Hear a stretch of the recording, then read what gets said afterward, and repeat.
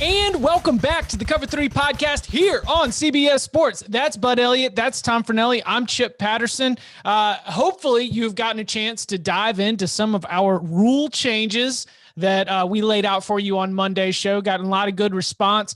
They all seem to fall into some categories. So if we mobilize, I think we've got a broad Cover 3 coalition, and I think we can cause real change with our policy in terms of things, especially when it comes to the targeting call, especially when it comes to the instant replay review, ineligible receiver downfield. We've really come together. We've built some bridges across the college football community. We will work on that. Tom, I believe we read most of your suggestions on the air, but no, you didn't. You ignored my suggestions. What else? What else? What did we miss? To take one show off and they act like I don't even exist. You guys went over all the targeting stuff, which is one of my things, but also with the illegal man downfield stuff being called, that was one of his. Bud mentioned my idea for field goals of 50 yards or more being worth 4 points. I like that idea simply because of the kind of strategy it might add to late game situations, and it gives coaches another chance to look really dumb, which I think everybody always enjoys when watching games on Saturdays. But another one of mine was the fumble into the end zone rule. Instead of giving the ball to the defense, just make it kind of like another touchback where unless the defense recovers the ball, the offense keeps it. They just get pushed back to the 25-yard line. And then another was one I've always railed on about pass interference. Just get rid of pass interference. Call illegal contact or holding. Those are clearly defined rules. Pass interference is too nebulous at times, like guys bumping into each other while running at full speed down the field. That's crap. Get rid of it. Stop putting so much on the rest plate. Make it easy for them to figure out. And then another one I liked was kind of like a reward for the defense that I thought could be interesting for games. You're not allowed on offense to go for it on fourth down unless you've already picked up a first down on the drive, or you're inside your opponent's 40-yard line, or maybe if it's like the last 5 minutes of a game, just for the to help comebacks happen. And because I think that you reward your defense a little bit if they're able to get a 3 and out. And then I was also another one I didn't mention in the thread, but another one I thought about, which is kind of like a dumb fantasy football score that I think could be fun. If you get a fourth down stop, like on a 4th and goal, the defense that gets the stop gets 2 points. 2 points? Yeah. What's any logic behind the 2? Well, it's kind of like a safety that way. I just feel like it shouldn't be too much because the offense that did not score has already lost quite a bit by not scoring. Right. But I just think that kind of adds like an entirely new element to the decision-making process too. Like, okay, it's 4th and goal. I'm going for it because I need the touchdown, but there's that added risk element. Like if I don't get it, this is like an 8-point swing all of a sudden. Because there's no risk when you say they're going to have to march 98 yards. Yeah. They're not no risk, obviously. I mean, you're trying to score a touchdown. You've got points that are lost with that opportunity, but you're adding in the idea that you could end up giving up points as well. Yeah. I just think it adds new elements that I think create more interesting situations, and it kind of, just puts a little more at risk for everybody involved. So Tom, I guess I have one question for you on this. If you eliminate pass interference and you go with just illegal contact, defensive holding, are you making those more punitive? Like, is there any way you can get a 15-yard foul? Because if I know that like the idea of defensive holding or illegal contact is taken out of the game as a defensive coordinator, I'm going to tell my guys to hold the hell out of you because it's only a 5-yarder and a first down as opposed to a 15-yarder, right? Like that, yeah. To me, you see what I'm saying? Like I'm going to legal contact the hell out of you. Yeah, I think you could switch it to like that's still a 15-yard penalty and an automatic first down. But I just want to get rid of the pass interference that, like I said, it's 2 guys 20 yards downfield running at full speed and the pass is underthrown. So they bump hips slowing down to get to the ball, and then it's a penalty on the defense. I hate that. That is crap. Now, if you want if you want to make the holding and the illegal contact more punitive, add 10, 15 yards to it. That makes plenty of sense to me too. It's just get rid of the judgment calls. Make it clear. All right. My only other follow-up to yours, and I actually like most of yours. How often is this, like this team is going to go for 4th down despite the fact they didn't get a first down on their drive, and it's not the last couple minutes of the game situation or last couple minutes of the half Like, how often is that occurring? Like, is there a specific example of this happening that bugged you or thought you was like made you think it was inequitable? Like, am I missing something here? Is this happening a lot? No, it does. It's not that it happens a lot. I just think it's a reward for the defense that if, when you come on the field, if you get a 3 and out, they have to punt. Okay. Because, I mean, it's every single rule. If you look at the rule changes for the last billion years at this point, every single one has been to help the offense. I want to throw the defense a bone. I want to give them a little reward. I also think that, talked about before the show, I've got I got to do a mock draft for CBS Sports. We're doing a dynasty at fantasy football mock draft. I also think for fantasy football leagues, we should add a scoring to where, like you have team defenses and special teams and you get points for sacks and all that stuff. We should add it where you get points for 3 and outs too. So See, if anybody in our fantasy people are listening.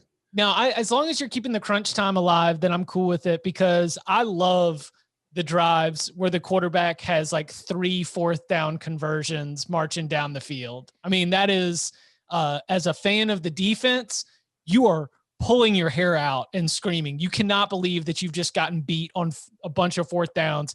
And if you're on offense, I mean, that's just a roller coaster right there to be able to go through that. As long as you've got the crunch time scenario, then I think that the fan experience is still strong with that. You don't want to eliminate that. Yeah. I got you. All right. Business for today. We are in one of a couple different windows within the transfer, the offseason transfer portal, the offseason transfer movement. This is going to be one. It's sort of come to a close. We're going to have another little window that opens up. It's not shout out to all of our soccer and football listeners out there. This is not a actual transfer window, though it has sort of become like that since we get a little bit of movement at the end of the season before spring practice. We will likely get more movement after spring practice, particularly as we go into the summer parts of the offseason, as some players make some movement in order to try to get in for the fall semester, maybe even get on campus for some summer classes as well. So we are a couple years into the transfer portal era. And I went back and I remember that our very first episode talking about this, when it first started, it was like, welcome to the portal. And we couldn't get over the fact that it was called the portal. It just seemed like very science fiction to us. And I think it speaks to how quickly it's become normalized that I don't even think it's weird anymore. It's just kind of part of my lexicon. And the fact that, within college football programs and coaching staffs, there are coaches who are in charge of keeping their eyes on the portal. Every insider at 24/7 Sports has a staffer who they've got the login for, so that we've got all the information on the transfer portal. It seems allegedly. I'll let Bud address that. But to get things started, like, are there any surprises from when the transfer portal really became a part of our lives in college football and sort of where we are now? Has any of it surprised you at all? No. I mean, I think that it's to the point. To this point, it's kind of what we thought it was going to be. I think it's designed to make it easier for players who want to transfer, to give them an avenue to do that. And I think that one of the side effects of that, which was easy to foresee, was that while it's easier for plenty of kids to transfer, it's also going to lead likely to more kids making the decision to transfer if it's easier to do. And I do worry about that in the long term, because it's like, if you look in the portal right now, and again, we don't have direct access to it, but 24/7 Sports has its portal up with pretty good information on who's in there.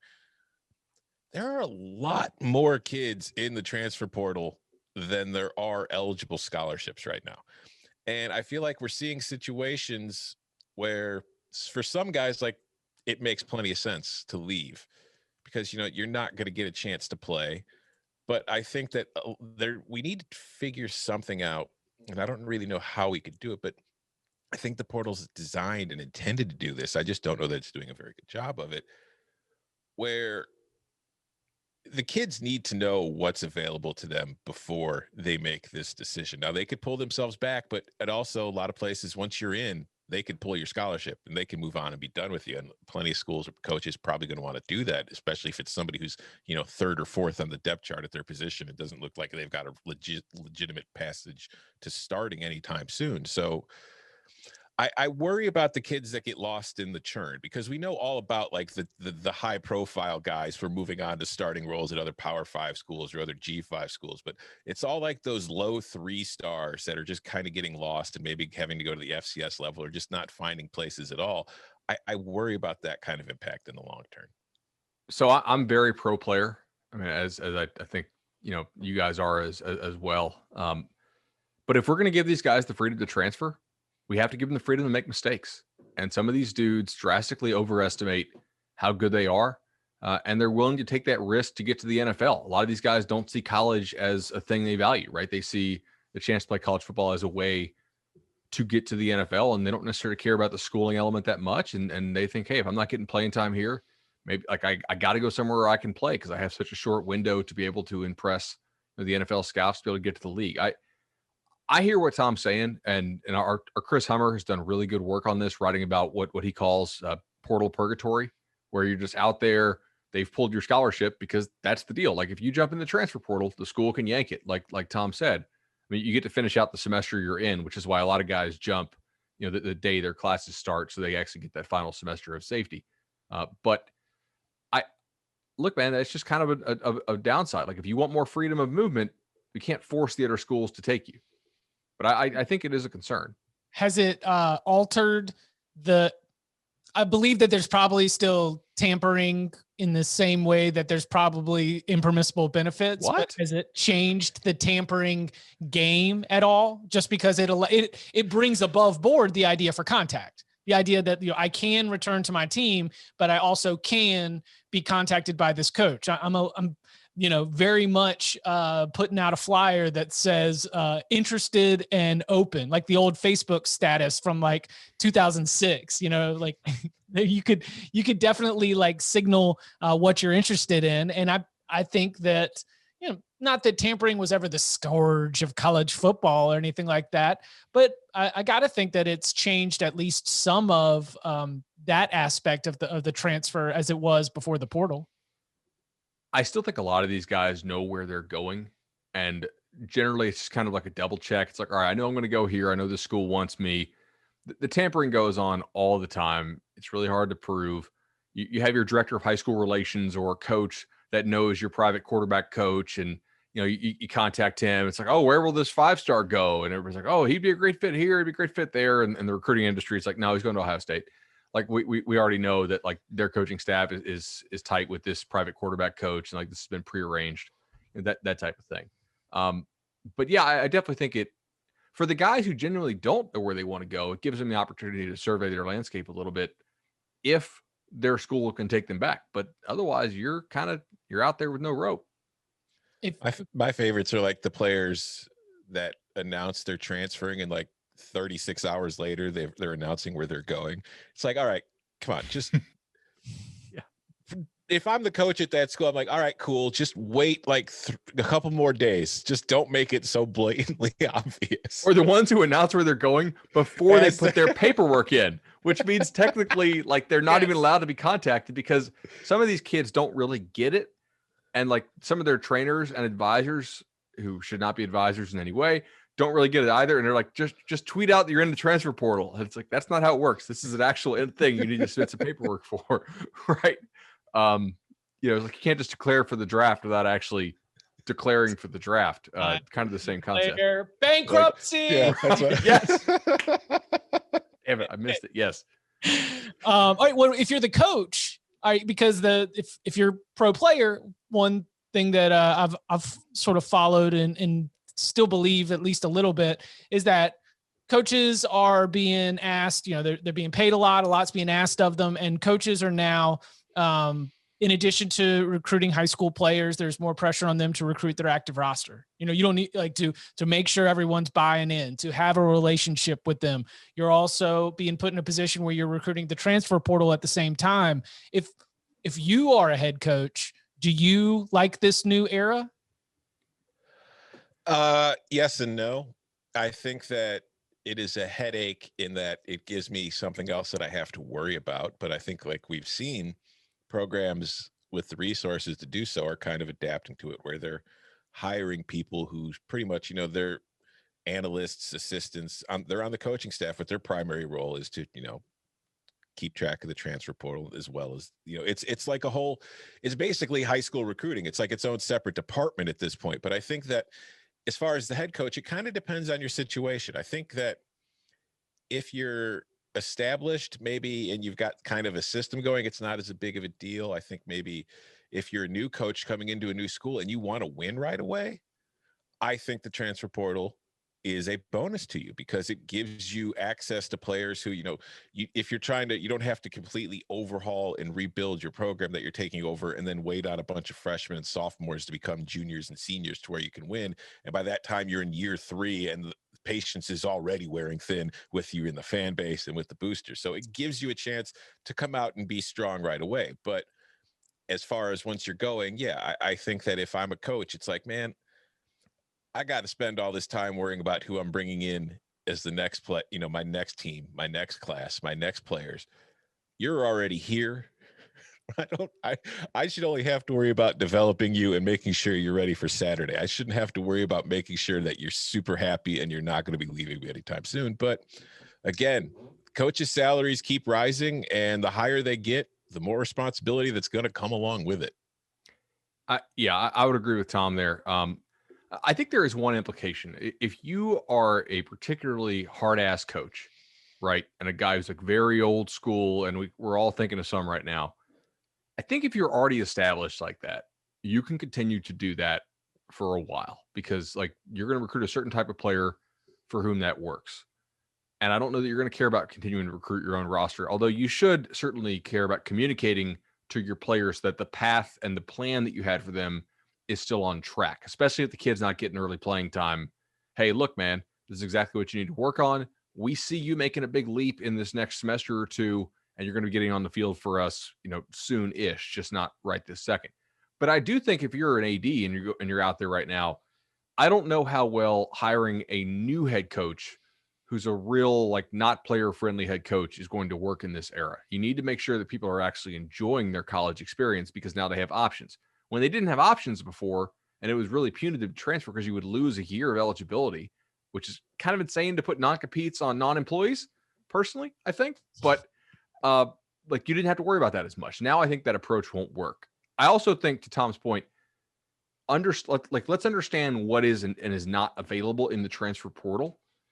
Transfer portal so far, the evidence shows us that it is absolutely really great for plugging holes on your roster, but not with superstar talent, right? We've not had a transfer player other than quarterback, which I'll get to in a second, go in the first round in the last 3 years. We might have one this year in Jalen Phillips, but I think there were some non-football reasons why he transferred from UCLA to Miami, and he was the number 1 overall player in the recruiting rankings. So the guy clearly had some pretty freakish talent back in 2017.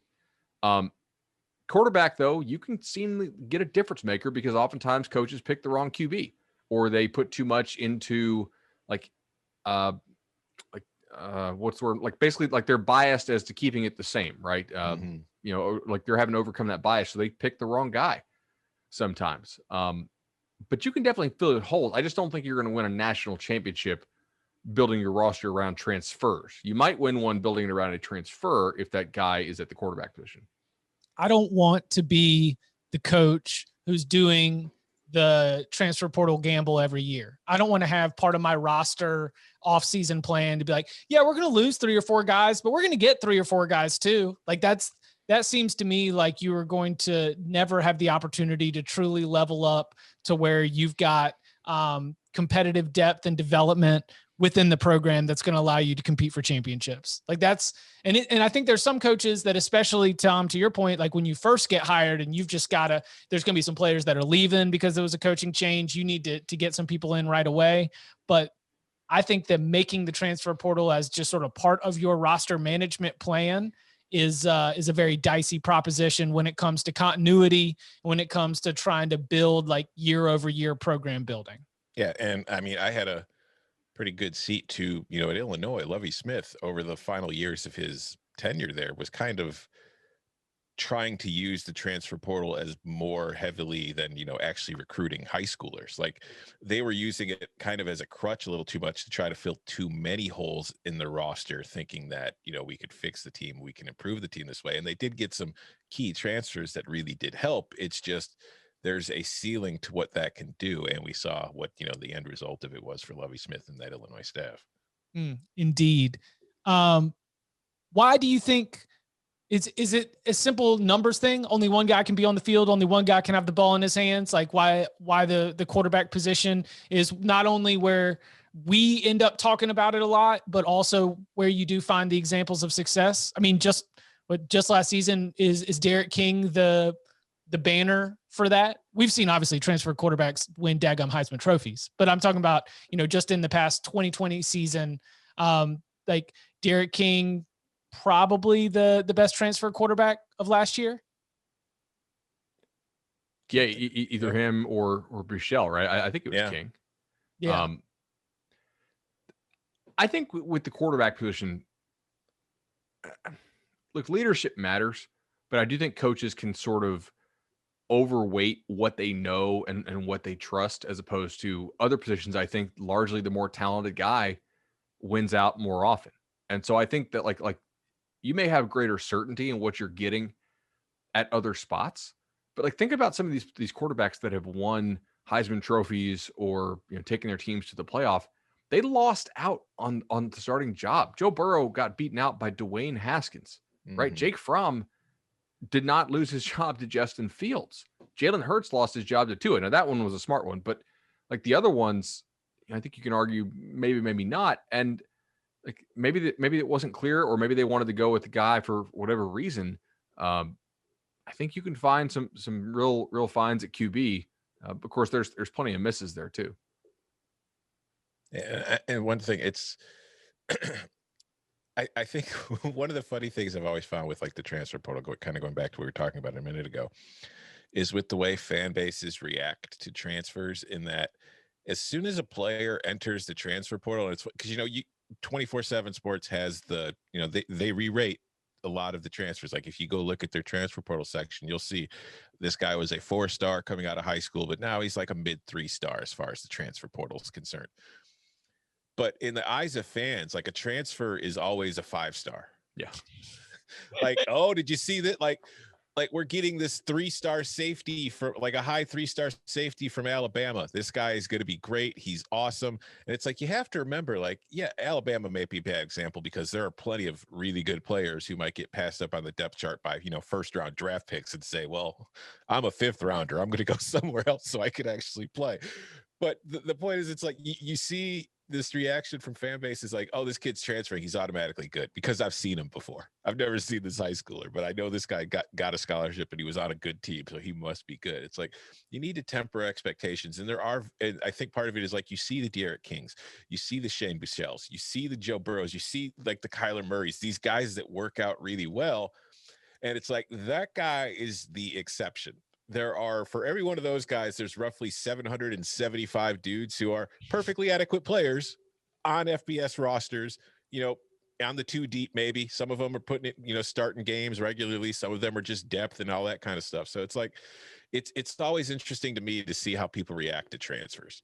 Because most of your guys who are going to be really, really superstar players are good enough to start where they are. And if you're starting, you're happy. That's generally the thing. Or you've gone to the NFL. You're not looking to transfer. Yeah. Or you got 1 year left and it's like, all right, there's really no point in me transferring. I have 1 year left. I might as well just stick it out here where I know I fit their system. I'm doing well, obviously, because I'm going to the NFL. Yeah. I think we nailed it there. I think that you need to find, if you're going to put it back in the headspace of the fan, you better be dealing with like a personal, not a personal issue. Like I would never like wish for a personal issue, but I know some of the players that are in this particular transfer class, I wanted to be closer to home, or, something like didn't work out from an off field. Like there's nothing wrong with the talent level of some players. It's just, there was something else at play. And that's the only thing that you can hang your hat on when it comes to like really leveling up. Right. So like I did our transfer ratings last year for 24/7 Sports along with Barton, who helped me look it over when I was done with it. And like I talked to all the coaches about like where these guys were leaving, or at least to the dudes who covered the team who talked to the coaches. And I also tried to talk to as many as I could where the kids were going to kind of get the full picture, right? And there was one kid who I was like, all right, this kid's pretty good. Like, why is he leaving? Like, was he going to get passed up? And the coach told me, no, he just ran out of drug test. He can fail here. Like the kid just loves weed. And like, if you transfer, your weed test reset. Like so like you're back Whatever at zero. your strikes are. Yeah. Like you're going to go back to a clean slate. Exactly. Like, no, we're pissed to lose him, but like, we know he was going to get suspended here. So, So just coaches, go find the guys that are about to run out of weed strikes, and you can go get yourself an open box special. That's the new recruiting inefficiency. Barton, if you're listening, we found an edge. Does Nashville have is Nashville are they cool with it? I don't know. I don't think so. I'm guessing Tennessee. I don't know. Considering Tennessee just, the Senate there just passed a bill that would get kids kicked off the team for protesting, I'm going to say they're probably not legalized weed. Yeah, I would guess not. But maybe they threw me a curveball with sports betting, but I don't think they're there with marijuana legalization yet. Coming up on the other side, looking at some of those big names and also the teams that have been able to be big winners so far in the transfer portal. Next. So we mentioned the personal side. There's, sort of different steps along the way, but to me, like when we're talking about the teams that have significantly upgraded their personnel through transfers, is there anybody that y'all would put above Florida right now? And I know that I'm doing that just with two offensive weapons, but when we think about the number of skill position players that are leaving from that Dan Mullen offense, including quarterback Kyle Trask, but to be able to get Arik Gilbert from LSU, 5-star top 10 player in his class, to be able to get Demarkus Bowman, somebody who, when he first showed up on campus, Dabo Swinney was talking about him and throwing out CJ Spiller comparisons. Like that, to me, is a great starting point where we can say, if you're looking for a non-quarterback who can have significant impact on a team, Gilbert and Bowman and what they do for that Florida offense feels like one of the big storylines of transfers so far here in early 2021. Here, I have a question for you, Bud, because I would agree, Chip. I think that's pretty much going to be the top as far as landing transfers this year, because like you mentioned that you did the rankings for transfer recruits last year. Both Bowman and Gilbert, who were 5 stars out of high school, are still 5 stars in the transfer portal. Have there ever been 2 other 5-star transfers available? Not at the non-quarterback position.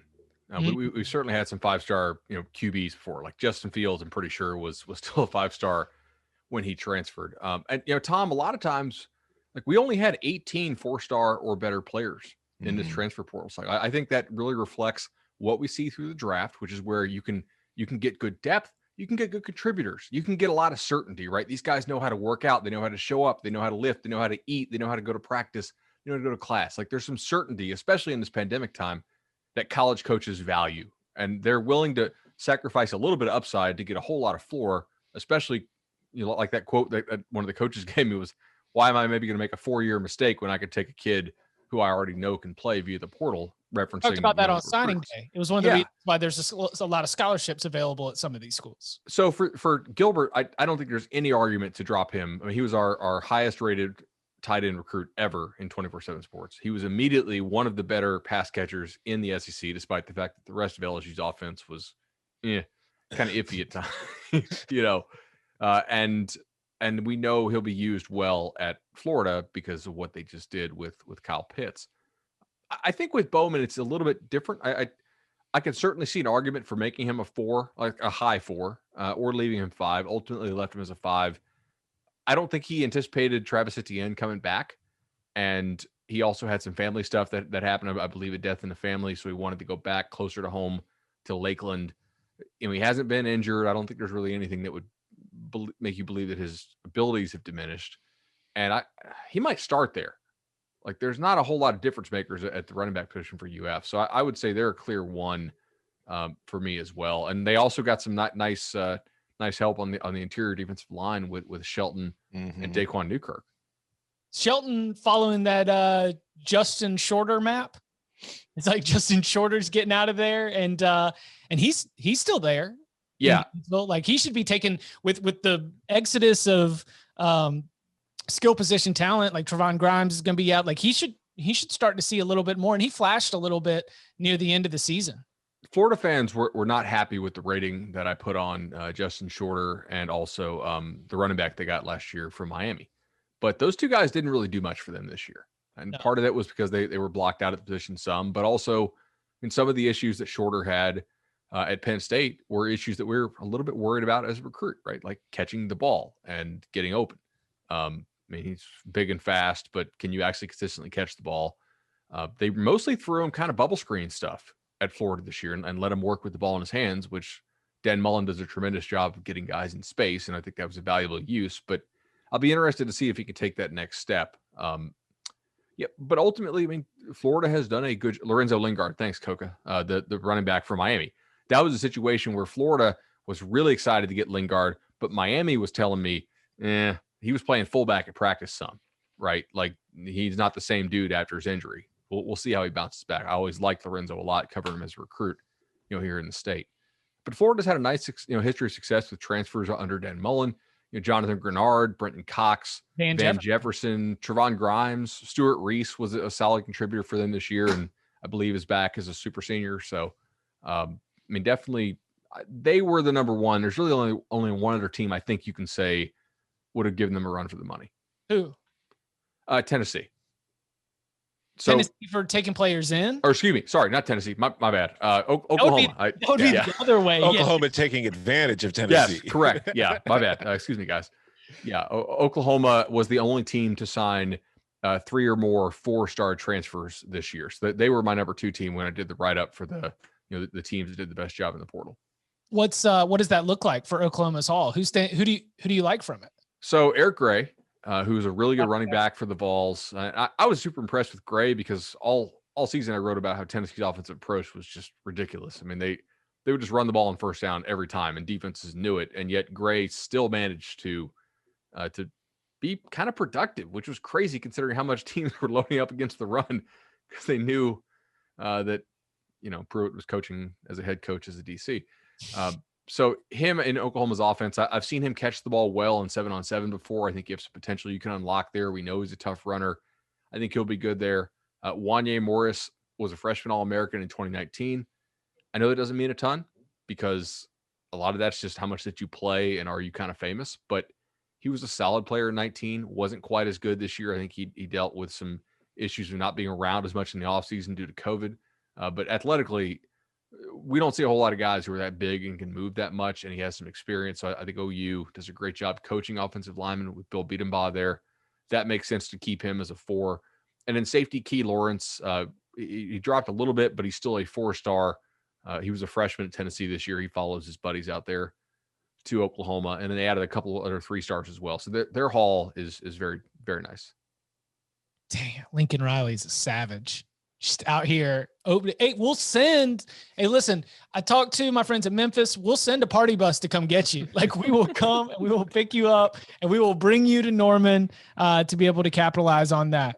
We mentioned, so Oklahoma lost wide receiver Charleston Rambo, who ends up going to Miami. Miami has not just one super senior, but 2 with one of them being Derek King, who obviously came over, but also they've got another one, Jared Williams, right? The offensive lineman. Yeah. He came in, he was a transfer as well. So Miami gets Charleston Rambo. They also get Tyreek Stevenson from Georgia. The Manny Diaz has a Hurricanes team that is very much, we just looked at, Quincy Roche. We just looked at Jalen Phillips, both of them gone. Miami's starting to become one of those kind of schools, right? Yeah. Look, Manny Diaz was an early adopter of the transfer portal. He's been all about it. I think he's done a really nice job with it. As you mentioned, getting Charleston Rambo, look, Rambo was a pretty good player for them in 2019. In 2020, COVID, injury, that type of thing. 2020 was a hard year to evaluate. We talked about this on the show a couple of times, but it's like, all right, was this guy Did he all of a sudden lose his ability, or did he just get hurt? What were the situations here? I think he'll be good in that offense. Miami definitely needs better receiver play, as we've spoken about a couple times. Tyreek Stevenson, who was a kind of a jack of all trades for Georgia, I think he'll look forward to getting to play more just regular corner for Miami. One of the most athletic players in the country. And then they get a pass rusher out of Tennessee. And this is going to be a common theme here. Tennessee lost some dudes who we gave an 82 grade to. I think that's probably fair, but he could be a guy who maybe could exceed that for them at the end of Manny Diaz's defense, I think. The biggest is, so for this year for quarterbacks, one of the biggest headlines is going to be, speaking of Miami, is going to be at Florida State, where we've got McKenzie Milton. And Danny was on here discussing the leadership and everything that he's going to be able to bring, and the fact that also Mike Norvell is really working to use some of these transfers right now to address some spots. Like, I mean, is the roster right now, when Mike Norvell's going to the transfer portal, outside of the quarterback position? Because McKenzie Milton with full health could be really special. Like McKenzie Milton at full health is a unique talent at quarterback in college football. With the other transfers that Florida State's bringing in, do y'all see that more as filling out depth, or is he really like addressing needs where these guys are going to be coming in and counted on in a big way to be playing significant starter snaps and be primary contributors? I'd put the over-under at new starters from transfers at like 5. Wow. I mean, like they really don't think some of these guys on their team can play, and I think that's not good. I would think that that's not a great sign for Florida. Oh, yeah. No, and they very clearly traded the certainty you were getting. I mean, like Keir Thomas is a solid, productive SEC defensive lineman from South Carolina, right? Jamie Robinson, the same. Like he's, probably an upper half safety in the SEC. Not a great player, but somebody who they believe they can come in and count on, and they expect to start. I think they hope to get one starter at corner out of Brandon Moore and Jarquez McClellion, right? The UCF and Arkansas kid. I think Jermaine Johnson starts for them as a pass rusher on the defensive line. They went out and I think they feel like they got a lot of really solid players there. But I don't think that they're fooled into thinking they've got tremendous upside. They're just trying to get back to a bowl game this year. I don't expect any kind of huge jump on the field at this point. But with Milton, it's interesting because this staff came from Memphis. Yeah. And Milton tore them up multiple times. Like they know what he can do. I think they respect him as a competitor a whole lot. Clearly, if he was 100% healthy, he wouldn't be in the transfer portal because he'd be in the league. I'm not saying he's going to be he would be a first round pick given his size limitations, but like he would not be available for a Florida State team that just went, 5-7, 6-6, 3-5 if he didn't come with some questions. He just happened to fall into their lap, and I'm sure, I think he respects Mike Norvell's offense a whole lot too, having played against it in 2016 to 2018. And seeing what it can do for quarterbacks. Yeah, right. It's true. Like Freddie White. I mean, any other teams that have really stood out in terms of their action? Jaden Lars-Woodby was Florida State, right? Now he's at Boston College. Yeah, it was really never the same player after the injuries. That was interesting. He was pretty productive as a freshman, and then the last 2 years just didn't seem to have that same pop and same burst. So I do hope he gets healthy. He's I think he can be a good player again.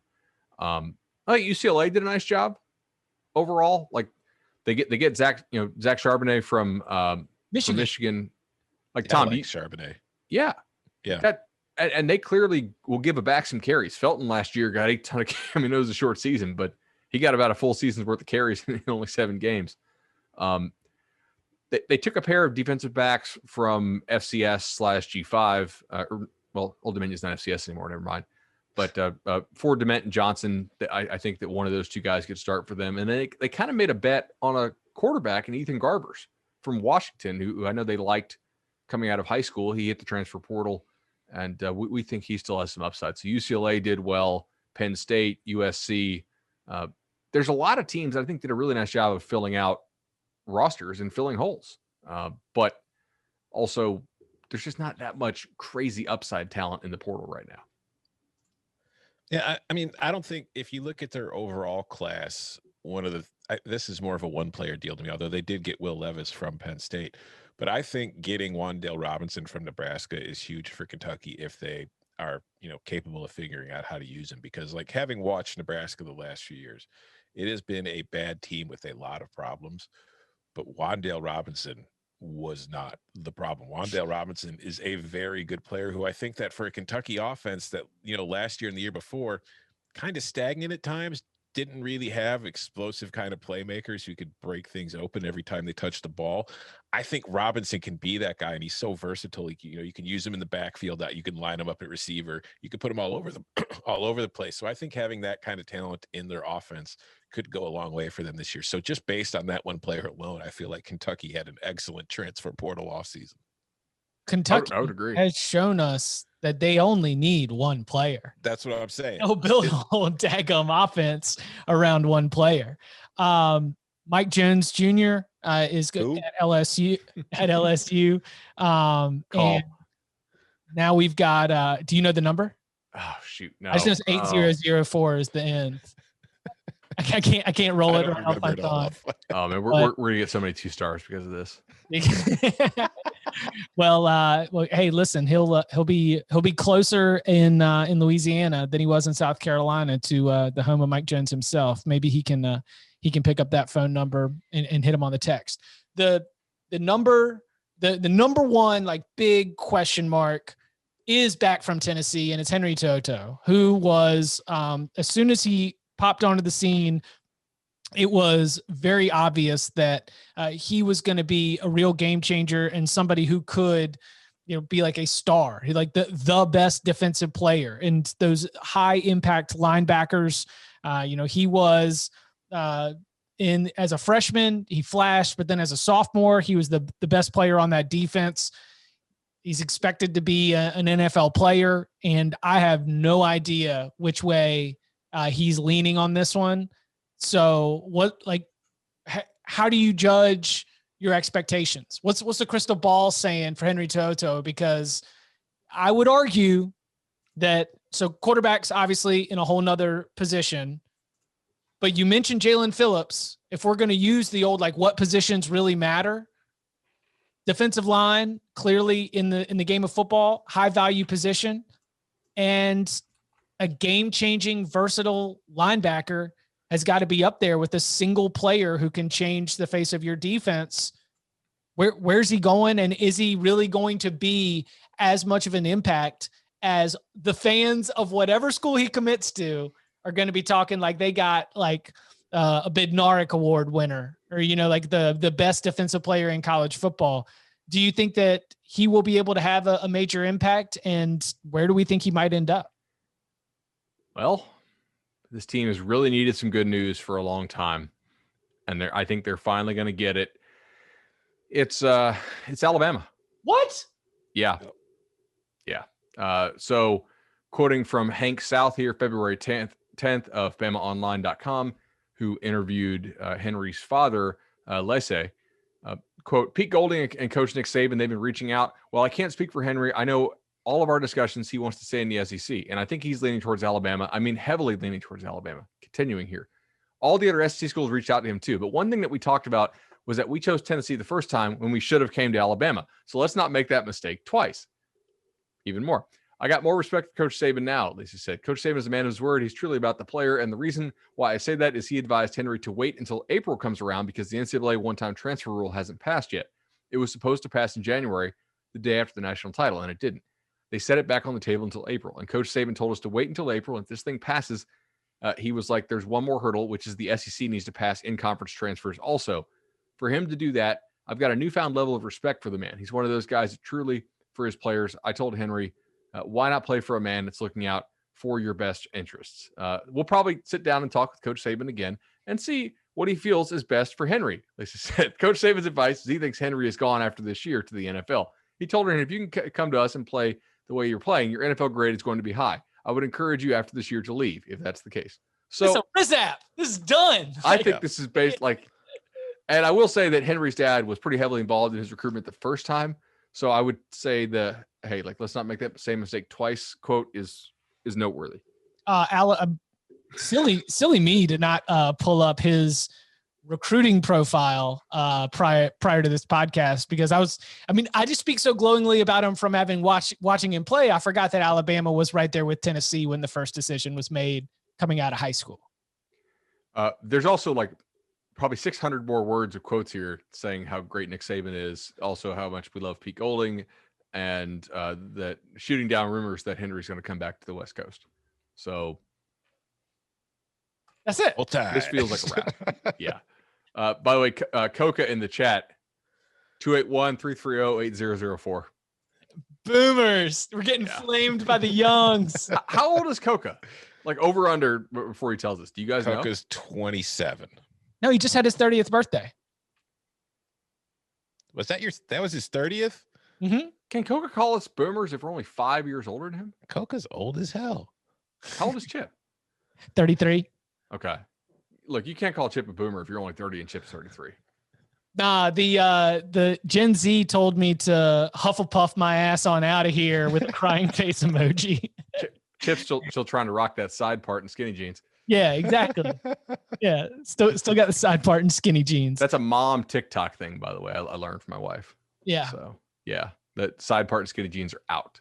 Yeah, boyfriend jeans and middle part are in. Let me write that down. Yeah, boyfriend jeans and golden goose shoes. It's the look of everybody who's mad that you actually have to keep your mask on when you order your drink inside at brunch. Oh man. All right. Before we get out of here, were there any other like players or teams so far that we haven't hit on here? There's one more I think we should probably talk about. It's Doug Nestor going to West Virginia from Virginia Tech, one of the better offensive linemen in the country. Just a continued exodus really from the Hokies, man. That I don't know. I really wonder, like, if we weren't in the pandemic, would the Hokies have made a move? Because that's a nice get for the Mountaineers. If we weren't in the pandemic, would they have made a move on Fuente? Because their recruiting is terrible. Like they were in what, the 60s? Shane Beamer was out there. Maybe that's why they didn't make a move, because their boosters would have wanted to hire Shane Beamer. That might be some really savvy ADing by Whit Babcock right there. If just knowing evil genius Whit Babcock. So I do think that it is important to remember that Virginia Tech in 2019 was one win away from playing for the ACC championship. It didn't feel like that, like around the team. It didn't feel like they were an ACC championship caliber team. But the problem was that one win that they didn't get was breaking a 10-year winning streak against their rival UVA, and allowing that to happen ain't great. And that there were times, like, remember they had the delayed start. And so you missing like half your coaching staff and double-digit players, almost 24 at one point, and they started the year looking really good. I don't know. I think the bottom kind of fell out and things got a little shaky after the strong start. If they'd been flat out bad through the whole season, then maybe they had done it. But they were good there for a minute. I can agree with that. Offensive line was rolling. It was like until that shootout loss to North Carolina, it kind of felt like Virginia Tech was going to be one of the better teams in the ACC. Could contend, not necessarily with the Clemson or Notre Dame, but at least to potentially be in that North Carolina-Miami mix. So there was enough good stuff, I think, not to make a move on Fuente. But without a doubt, Fuente is one of these coaches who does seem to shrug his shoulders at losing lots of players to the transfer portal. He seems, as you mentioned, to be shrugging his shoulders at recruiting high schoolers and high school recruiting rankings. And Doug Nestor, a part of that great Virginia Tech offensive line, good pickup for Neil Brown and West Virginia, without a doubt. Coming up later in the week, we will be diving into the big old bag of mail. So if you want to get in on that, make sure that you leave us a 5-star rating, a review, and within that review, put your question. We will add it to the mailbag for a future episode. You can follow him on Twitter at BudElliott3. You can follow him at Tom Fornelli. You can follow me at Chip_Patterson. Gentlemen, thank you very much. Thank you.